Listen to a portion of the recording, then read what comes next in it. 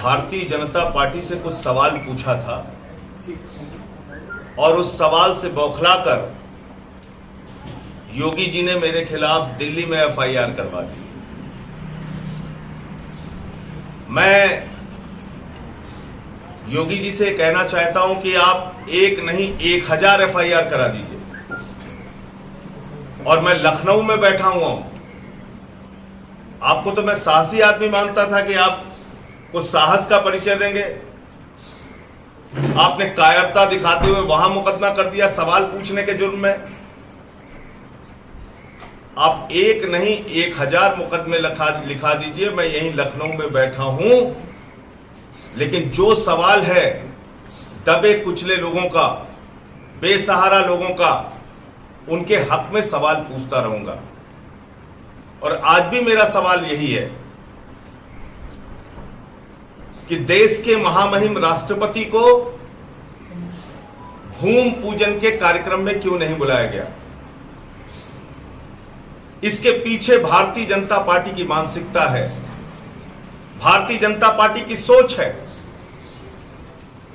जब आदरणीय रामनाथ कोविंद जी देश के महामहिम राष्ट्रपति बनते हैं, भारतीय जनता पार्टी पूरे देश में चिल्ला चिल्ला कर कहती है, हमने दलित को राष्ट्रपति बनाया, हमने दलित को राष्ट्रपति बनाया, हमने दलित को राष्ट्रपति बनाया। लेकिन वही भारतीय जनता पार्टी दलित वोट के लिए दलित को राष्ट्रपति तो बना सकती है, लेकिन दलित के साथ बैठ के भूमि पूजन नहीं कर सकती, दलित को मंदिर में प्रवेश नहीं करा सकती। यह भारतीय जनता पार्टी की मानसिकता है, यह योगी जी की मानसिकता है। इस कार्रवाई से पूरे देश के दलितों में भारी गुस्सा है, रोष है, नाराजगी है। दलितों का अपमान किया गया है। देश के सर्वोच्च संवैधानिक पद पर बैठे हुए व्यक्ति को आपने अपमानित किया है। भूमि पूजन के कार्यक्रम में नहीं बुलाते, मुख्यमंत्री बुलाए जाते हैं, प्रधानमंत्री बुलाए जाते हैं, राज्यपाल बुलाए जाते हैं, तो राष्ट्रपति क्यों नहीं बुलाए जाते। इसके पीछे मनसा साफ है, मानसिकता साफ है। भारतीय जनता पार्टी दलितों को मंदिर में प्रवेश का विरोध करती है। भारतीय जनता पार्टी दलितों के साथ बैठ के पूजा नहीं कर सकती है। और इसलिए मैं योगी जी से कहना चाहता हूं, एफआईआर से डराने की कोशिश मत कीजिए। आपके मुकदमों और एफआईआर से मैं डरने वाला नहीं हूं। और साहस का परिचय दीजिए, कायरता का परिचय मत दीजिए। एफआईआर दर्ज कराना है तो मैं लखनऊ में बैठा हूं, मेरे खिलाफ यहां एफआईआर कराइए और मुझे गिरफ्तार करके जेल में भेजिए, लेकिन मेरे सवालों का जवाब दीजिए। और मेरा सवाल फिर वही है, और ये सवाल मैं बार बार दोहराता रहूंगा कि भूमि पूजन के कार्यक्रम में आपने देश के महामहिम राष्ट्रपति को क्यों नहीं बुलाया। इसका मतलब दलित को वोट बैंक के लिए राष्ट्रपति तो बना सकते हैं, लेकिन दलित के साथ बैठ के पूजा नहीं कर सकते, दलित को मंदिर में प्रवेश नहीं दे सकते, दलितों को उनका समान अधिकार नहीं दे सकते। आप आज भी उनको 75 साल की आजादी के बाद भी उनको अछूत समझते हैं। देश को आजाद हुए इतने साल हो गए, अभी भी आप उनको अपने से दूर रखना चाहते हैं। तो जो कुछ भी बीजेपी को करना है वो करे, लेकिन जो हमारा सवाल है वो सवाल जारी रहेगा। संजय जी, राम मंदिर ट्रस्ट के लिए जो लोग रखे गए हैं सदस्य, उसमें दलित रखा गया है, ये सरकार का कहना है। इसके अलावा जो प्रसाद गया है भूमि पूजन का, वो सबसे पहले एक दलित परिवार को ही दिया गया है। तो वो तो कह रहे हैं कि ये तो और अपमान है। इसका मतलब आपके मन में चोर था, इसका मतलब आपकी मानसिकता में खोट था, इसका मतलब भाजपा को लगा कि उनसे कोई अपराध और गलती हो गई, इसलिए भूमि पूजन करने के बाद दलित के घर प्रसाद भेजने की नौटंकी कर सकते हैं, प्रसाद भेजने का ड्रामा कर सकते हैं। तो राष्ट्रपति को बुला के भूमि पूजन क्यों नहीं किया? आप इसका जवाब दीजिए ना।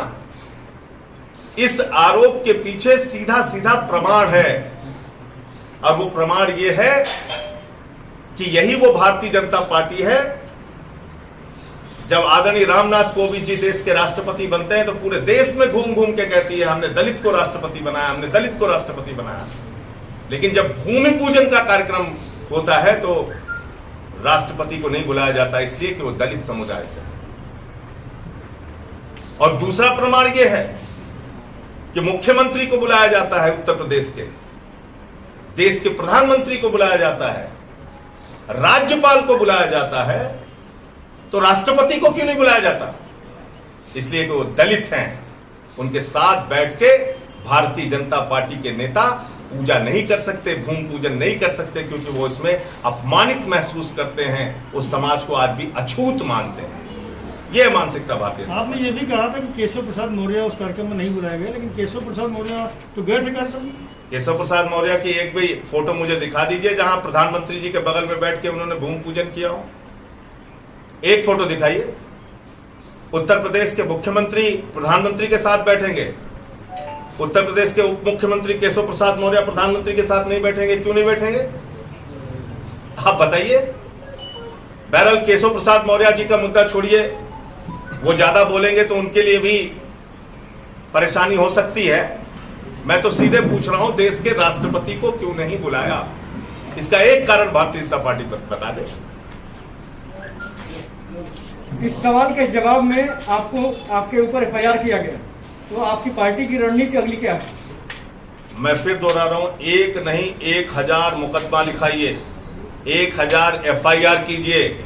और योगी जी, मैं तो आपको समझता था कि आप अपने आप को बड़ा वीर और साहसी कहते हैं। आपने दिल्ली में मुकदमा लिखवाया, आपने लखनऊ में क्यों नहीं मुकदमा लिखवाया?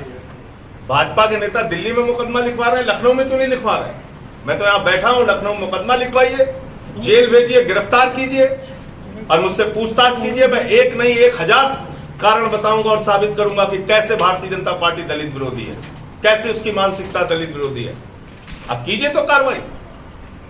आप मुकदमा दिल्ली में लिखवा रहे हैं, लखनऊ में क्यों नहीं लिखवा रहे हैं? नारा था सबका साथ सबका विकास, क्या वो विफल हो गया? सबका साथ सबका विकास सिर्फ नारा है।